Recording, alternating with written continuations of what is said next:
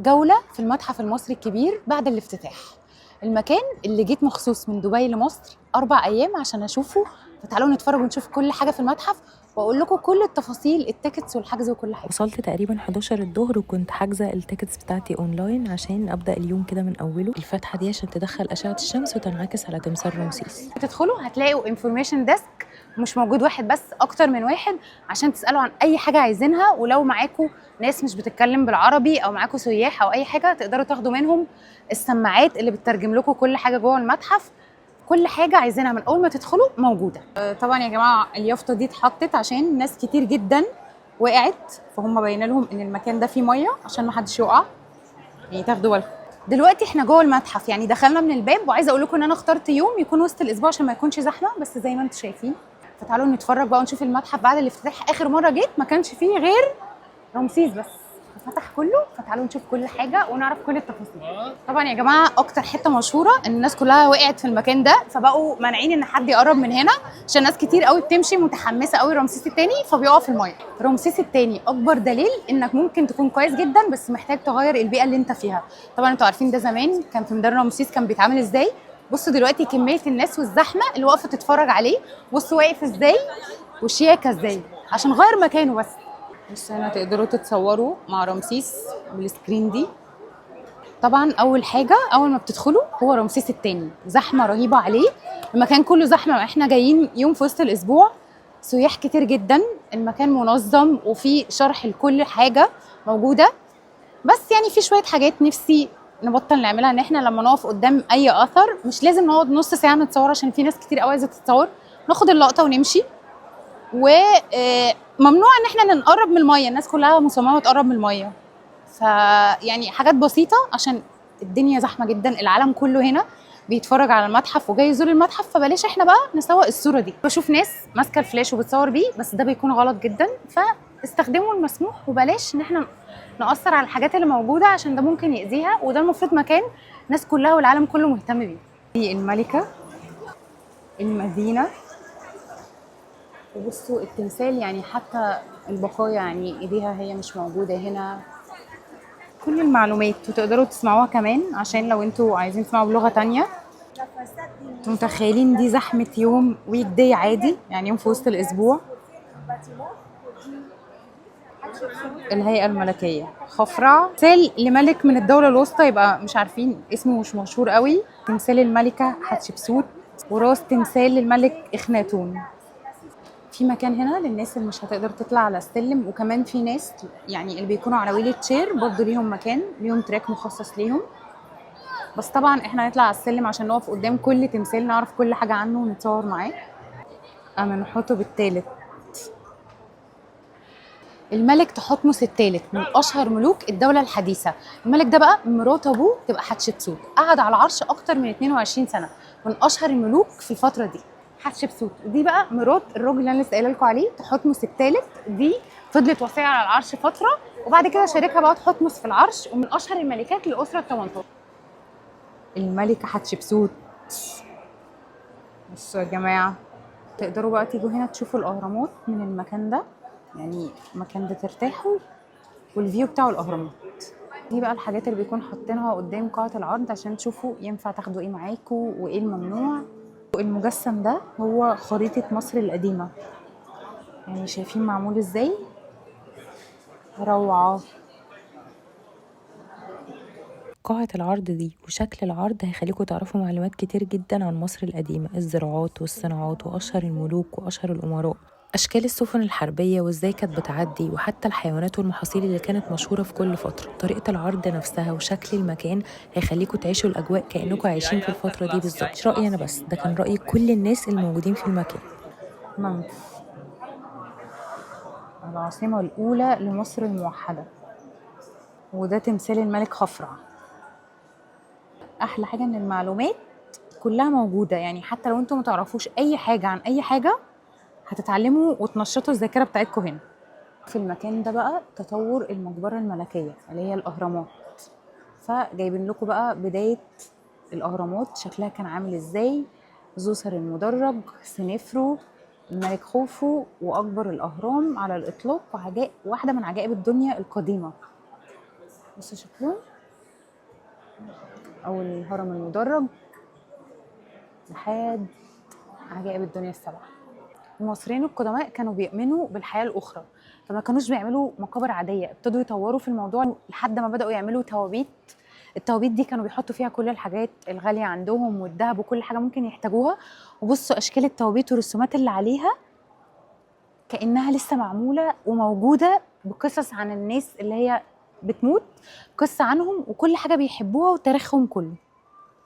انا عايزاكم تركزوا معايا. بصوا يا جماعه شكل التفاصيل بتاعه التوابيت والرسومات والالوان والدقه في كل تفصيله موجوده. وهنا بقى كان بيشرح شكل التابوت وشكل الجسم جواه بيكون عامل ازاي بالشكل ده، وبيقعد سنين. عايزه اقول لكم الحاجات دي متخيلين ان عدى عليها اكتر من 7000 سنه وزي ما هي بالظبط، وكل ده معمول بشكل يدوي 100%. متخيلين كل حاجه بقى الملوك بتحطها معاها جوه التابوت، الاكسسوارات بتاعتهم، القناع، الشبشب بتاعهم، كل الحاجات الغالية عندهم. انتوا عارفين ان لو كل حد هيقف دقيقة واحدة قدام كل أثر، فانتوا محتاجين 70 يوم عشان تشوفوا أكتر من 100,000 قطعة أثرية. كل ده عشان بس تقفوا دقيقة واحدة.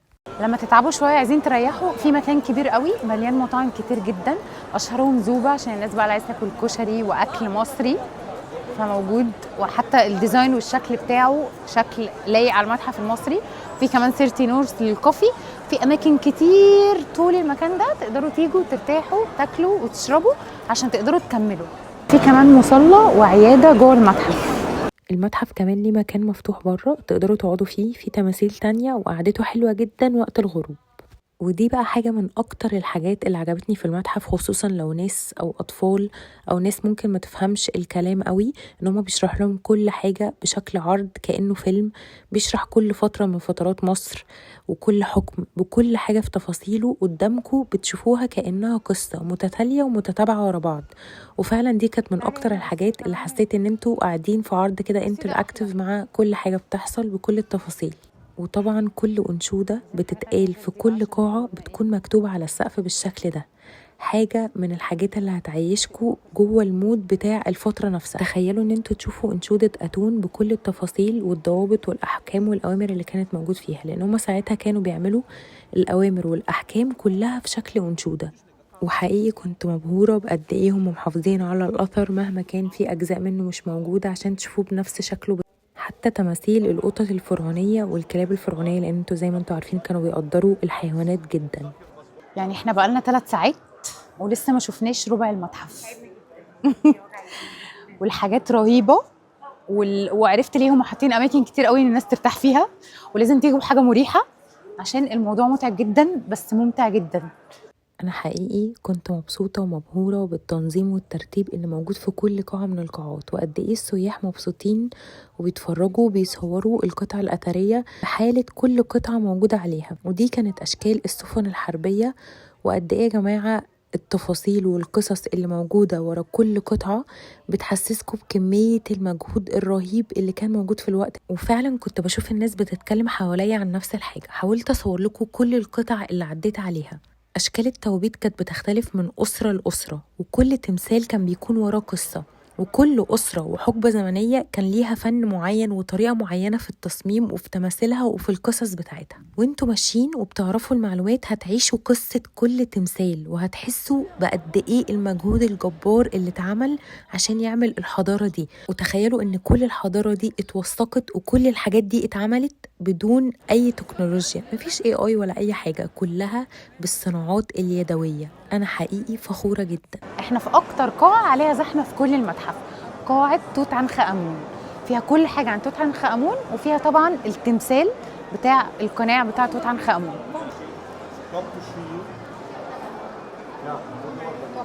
كل ده عشان القناع. توت عنخ آمون كان ليه 3 توابيت، 2 من الخشب المذهب وواحد من الذهب الخالص. كل تابوت كان ليه تفاصيل رهيبة مكتوبة طبعا كلها عشان تعرفوها. وطبعا ده القناع الذهبي لتوت عنخ آمون، القطعة الأثرية اللي هي كل الناس بتجيلها من كل حتة في العالم عشان تشوفها. صورت لكم كل تابوت من التوابيت عشان تشوفوا التفاصيل بتاعته. متخيلين؟ وبصوا كمية الذهب والمشغولات. وطبعا القناع وقفت قدامه كتير جدا، حاجة فوق الخيال. قاعة ما ينفعش تفوتوها، ولازم كمان تاخدوا فيها وقت طويل عشان تشوفوا كل حاجة. وما تقلقوش المتحف بكل جزء فيه ليه زاويه تصوير ومكان تطلعوا منه احلى صور واحلى فيديوهات. يعني ده جزء صغير جدا مش باين في مدخل المتحف. هتقدروا تتصوروا وتعملوا لقطات سينمائية وصور مش هتلاقوها في مكان تاني. عادي ان انتوا تصوروا بالموبايل او الكاميرا في الاماكن المسموح فيها، بس اهم حاجه بلاش الفلاش لانه غلط على الاثارات. ولازم تقعدوا وتقضوا الغروب هناك لان الشكل بعد الغروب خطير. والاسعار 200 جنيه للمصريين وللاجانب تقريبا $30. تقدروا تحجزوا التيكتس اونلاين. وانا ما عرفتش اخلص غير تقريبا ربع المتحف. وعايزه اقول لكم على حاجه مهمه جدا، لازم تيجوا بجزمه او كوتشي مريح لان انتوا هتمشوا كتير قوي وهتبقوا عايزين تطلعوا وتنزلوا وتروحوا وترجعوا كتير. فانا عايزه اقول لكم نص اليوم وانا رجلي وجعاني جدا، فانا همشي وهاجي تاني عشان ازوره في الوقت بتاع الغروب والبس حاجه مريحه. الفطور المطريه تجربه ما ينفعش تفوتها لو انت جوه مصر او بره مصر. بيجي لها ناس من كل حته في العالم، يوم بيتجمع فيه كل اهل المنطقه عشان يعملوا افطار ل 25,000 بني ادم، ويجي له ناس من كل حته في العالم وكلهم متجمعين على حاجه واحده بس، ان هم يفرحوا ويتبسطوا ويطلعوا صوره حلوه لمصر قدام كل العالم. اليوم لسه طويل ولسه مكمل، فتعالوا نشوف كل الاجواء. انتوا هتعيشوا اجواء في الفيديو ده مختلفة جدا. تحضيرات الشارع بتبتدي من قبل الفطار تقريبا باسبوع، وبصوا معايا كل مكان مخصص بصناعة حاجة معينة، يعني بإعداد الرز لوحده، اللي بيعملوا الشوربة لوحدهم. الشوارع كلها بتكون مليانة على آخرها، والكلام ده كان قبل الفطار بتقريبا 7-8 ساعات يا جماعة. طبعا الناس اللي لابسين اورنج دول بيكونوا هما السكان بتوع المطرية، اللي بيكون ليهم طريقة معينة ينظموا بيها الناس ويخلوا الناس كلها كل حد قاعد في مكانه، مفيش اي مشاكل تحصل. واللي لابسين اخضر كل لون بيكون لشارع، لان المنطقه بتكون متقسمه لشوارع. والستات العسل دول بقى اللي كانوا بيعملوا الاكل وبيحضروه وبيكونوا بقى مبسوطين. هنا كانوا بيعملوا زلابيا وكانوا عاملين اجواء رهيبه يا جماعه، بيكونوا مبسوطين جدا وبيخلوا كل الناس في المكان مبسوطه. تخيلوا ان الشارع ده مثلا مخصص بس للحلويات، كل الناس بقى بيكونوا لابسين وحاطين جلوفز، والمكان بيكون نظيف جدا وكل حاجه بتكون معموله بدقه وبنظافه، وكل حد عارف بالظبط هو بيعمل ايه، وفي حد بيشرف على الناس دي عشان لو محتاجه حاجه. الموضوع منظم بشكل رهيب، بيتعمل بشكل بحب وبسعاده، والناس كلها بتعمل كل حاجه بحب، وكل العالم بقى بيجي يتفرج على اليوم ده ويقعدوا يصوروا. وتخيلوا ان كل ده بيترتب له من بس ولاد منطقه المطريه او الشباب الموجودين في المطريه واهلها كبار وصغار. الناس بقى بتنزل وبتعمل فلوجز من دول عربيه وبيقعدوا يصوروا مع الناس عشان بيشوفوا ان دي حاجه يعني صعب ان الناس تعمل حاجه زي كده، وتنظيم بالشكل ده بيوصل لاكتر من 30,000 بني ادم. بصوا الاطفال.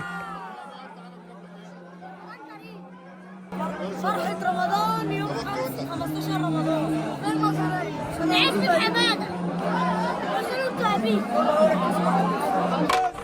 آخر واحدة آخر واحدة آخر حلة رز آخر حلة رز آخر حلة رز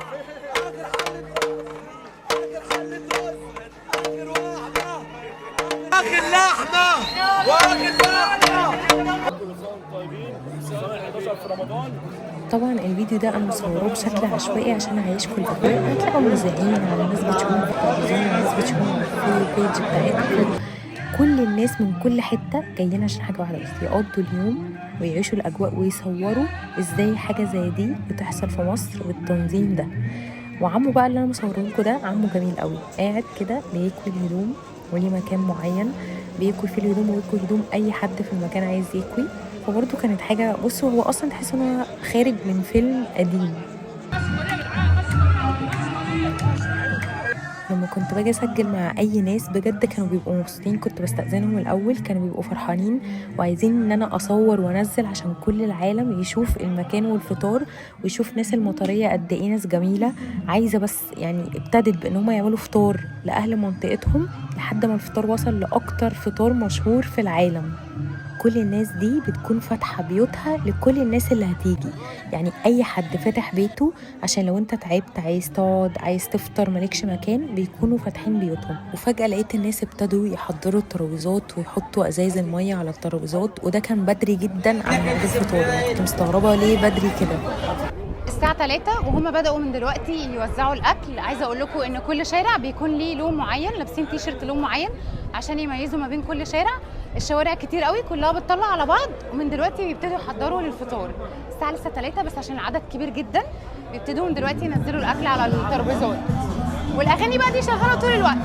التنظيم والترتيب هو السر في نجاح مائدة المطرية لأكتر من 12 سنة. فتخيلوا إن كل بني آدم عارف بيعمل إيه، جاي بيحط إزازة مية، بيحط العصير، بيرتب إن الناس تقعد، بيرتب الترابيزات، وكمان الناس كلها عايزة تساعد وعايزة تكون ملتزمة عشان اليوم يعدي بسلام. انا قلت لكم ان 25,000 بني ادم، بس انا عايزه اقول لكم انه اكتر من كده لان اساسا في ناس بتطلع وبتفطر بقى في بيوت الناس اللي بتكون فوق، ومفيش حد خالص بيكون عنده مشكله، بالعكس الناس دي هي اللي بتقعد تنده لكم عشان تفطروا معاها. شايفين بقى يا جماعه اجانب كل الجنسيات كنت شايفاها اليوم ده جايه تصور وتحتفل وتعيش الاجواء اللي مستحيل تلاقي الاجواء دي في رمضان في اي بلد ثانيه زي مصر. بيقعدوا بقى يرتبوا اليوم ده عشان يرتبوا على العمارات وعلى البيوت بدري جدا، يعني متخيلين الامان اللي الناس حاسه بيه عشان يكون في الاعداد دي كلها في مكان واحد، كله متجمع بس عشان يتبسط ويفرح يعيش الاجواء. كله بيصور يا جماعه، كله بيصور بيعمل فلوجز، وبجد كنت حاسه ان هو ايه يا جماعه، ايه يا جماعه الحلاوه دي، ايه الحلاوه دي يا مصريين، وازاي ما بنشوفش الحاجات دي بقى بقيه السنه. اي شخص صورته كنت بستأذنه، وهو كمان كان بيقول لي ان هو عايز يتصور ويطلع في الفيديو ده. بصوا ترتيب الفطار وتوزيع الوجبات، ان كل الناس لازم تاكل وتتبسط وتاخد عصير وميه ومحدش يبقى مختلف عن حد، كل الناس بتاكل نفس الفطار وبتحلي بنفس الحلو. انا قابلت ناس هناك حاجزين طيارات عشان ينزلوا يقضوا اليوم ده في مصر ويرجعوا تاني، فتخيلوا الناس بترتب لليوم ده من السنه للسنه. تخيلوا بقى الناس اللي في المطريه نفسهم بيعملوا ايه، من قبل 3-4 شهور قبل رمضان بيبتدوا يرتبوا لليوم ده. مفيش اي مشكله بتحصل، مفيش اي حاجه بتحصل طول اليوم، وده اللي بيخليني احس ان لما الناس فعلا اتفقت ان هو يعملوا حاجه حلوه ويكونوا ملتزمين اليوم بيعدي حلو. وكل حاجه في حياتنا ممكن تبقى حلوه على فكره لو الناس كان عندها نفس الروح دي طول السنه. يوم بجد روعه، والاجواء مهما حكيت لكم وصورت لكم مش هتتخيلوا قد ايه هتحسوا بالسعاده، وان الدنيا فيها خير، وان الحياه بسيطه، وان الناس كلها عادي تبقى مبسوطه وفرحانه من غير ما لازم حد ينتصر على حد. ومع كل الزحمة دي هتحسوا بأمان جوه المكان، لأن مفيش أي حد ممكن يتعرض لأي حد جوه المكان. والدرونز بقى شغالة يا جماعة. بصوا كل حاجة في اليوم ده مش طبيعية، يعني متعرفوش هي بتعدي ازاي. هي بتعدي عشان الناس اللي عاملين اليوم ده هي فعلا نيتهم كويسة، عايزين يعملوا حاجة تليق بمصر وتشرف مصر قدام العالم كله، وده اللي فعلا بتعمله المطرية كل سنة. عشان كده انا حبيت ان انا اوثق اليوم ده، عشان الناس دي تستاهل ان هي تتعرف، وتستاهل ان الناس تشوف قد ايه المجهود اللي بيعملوه عشان الفطار يطلع بالشكل ده. ممكن تكون الناس بتشوف الاحتفالات او بتشوف وقت الفطار، بس كل الحاجات اللي بتحصل في النص وقد ايه بيقدروا حتى الناس اللي ما بقتش موجودة معاهم ويحطوا صورهم ويفتكروهم، واللقاءات التلفزيونية اللي بتخلي فرص كتير قوي تيجي للمكان وللمنطقة دي عشان تخليهم احسن ويعملوا الموضوع ده بشكل احسن كل سنة.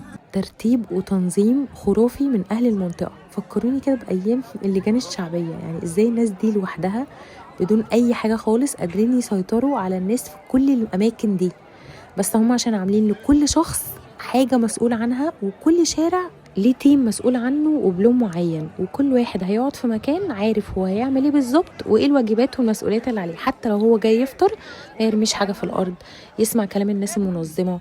قد ايه حبيت تقديرهم للناس الكبار والاطفال الصغيرين والناس نفسها، وازاي فاتحه بيوتها لكل البني ادمين دول. يا جماعه انا في وقت الفطار طلعت عند ناس وقعدت عندهم ما رضوش ينزلوني تماما.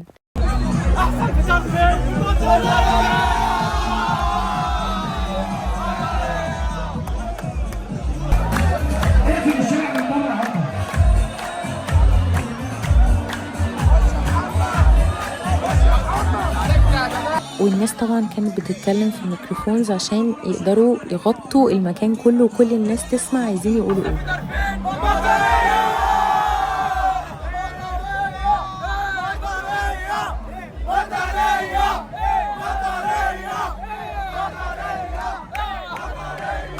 زي ما انتوا شايفين انا هنا بقى طلعت عمارة عند ناس عشان اقدر اصور المائدة من فوق قبل الفطار بشوية. انتوا شايفين يا جماعة، بس انا عايزة اقولكم ان ده شارع واحد بس. شوفوا التنظيم والترتيب في المكان، شوفوا ازاي الناس، على فكرة الناس اللي واقفة دي برضو ليها وجبات، يعني بعد ما الكراسي بتخلص والاماكن بتكون مليانة على الاخر الناس دي بتكون ليها وجبات، وبيحط لهم كراسي على الجنبين عشان يفطروا وياكلوا، عشان ما ينفعش ان حد يكون عليه اذان المغرب وما يفطرش وما ياكلش في المطرية، يعني كدليل على كرم المكان. ويبتدوا بقى يرموا البلالين في وقت أذان المغرب بالظبط، عشان دي لحظة الاحتفال بالنسبة لهم، لحظة فطار المطرية.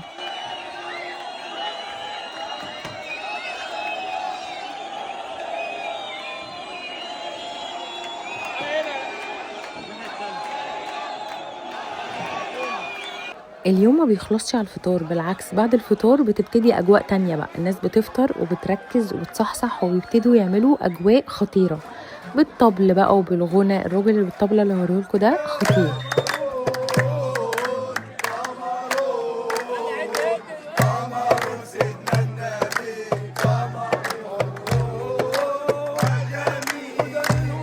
وده من أحلى الأيام اللي أنا قضيتها في مصر. الفلوج خلص وأشوفكوا الفلوج الجاي.